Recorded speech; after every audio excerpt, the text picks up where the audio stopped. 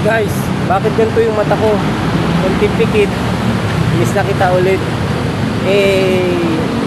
Nagsimula sa silbi na pasulyak, sulyap nagpapapansin sa'yo. Umabot sa palitan ng mga mensahe, dakilig ako. Kamusta? Kain na? Hello, magandang umaga.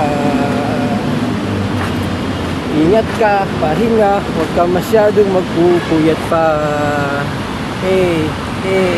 Naramdaman ng puso na dahan-dahan pinahihilip sa'yo. Sa bawat oras na pag-uusap, meron ng namumuo. Ang hindi ko na alam kung ano mong patutunguhan.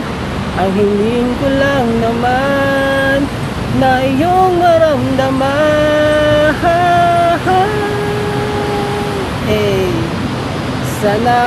Sana naman ay mapagbigyan ng tibok ng puso ko sa'yo lang na naramdaman at